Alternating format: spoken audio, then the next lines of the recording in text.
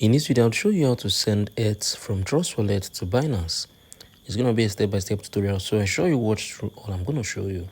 This video is only for educational purpose only, so ensure you properly follow the processes for you to be able to do this. Now, you need to open your Binance and get your Ethereum wallet address, because you want to be sending Ethereum from a Trust Wallet to your Binance. So you need to get your Binance Ethereum wallet address. So I'm going to wait for it to open up. So once that's opened up, what you need to do, you need to get your Ethereum wallet address. So click on this add, click on the first option.